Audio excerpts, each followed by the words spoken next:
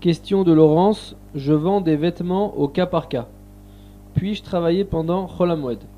Alors, le travail pendant Chol Hamoed est prohibé, est interdit, sauf en cas de FSED. Ça veut dire que gagner de l'argent pendant Chol Hamoed, c'est interdit.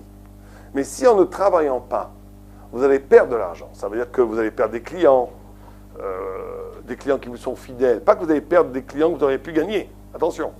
Mais des clients qui vous sont fidèles ne viendront plus chez vous. Et donc vous allez à moyen terme perdre de l'argent. Là, vous avez le droit de faire les travaux de vente pour ne pas perdre de l'argent. Mais pour en gagner, c'est problématique. Il vaut mieux ne pas travailler pendant Chol Hamoed. Ceci dit, si vous n'avez pas d'argent vous-même et que cet argent vous est vital, comme la vente n'est pas forcément une grande mélacha, certains permettent de faire, de vendre pour gagner sa vie, si vraiment, sans cet argent, on rentre dans de grandes difficultés financières. Le principe est comme ça. Si les travaux véritablement manuels, comme coudre, réparer, plombier, tout ça, il vaut absolument mieux éviter de travailler pendant Chol Hamoed, c'est interdit, pour gagner de l'argent.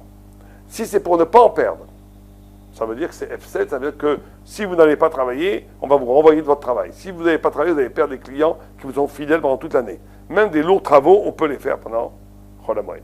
Si ce n'est pas des lourds travaux, c'est pragmatia, ça veut dire du business. Je vends par téléphone, par Internet, c'est facile, j'appuie sur des boutons, c'est pas du vrai travail.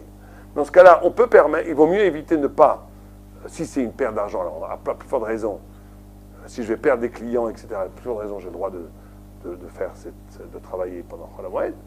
Mais si c'est pour gagner de l'argent, il vaut mieux éviter, sauf si la situation financière est précaire et j'ai vraiment besoin de cet argent pour vivre. Dans ce cas-là, on pourra permettre, dans la mesure où ce n'est pas des gros travaux, c'est juste un business qu'on fait par Internet ou par téléphone.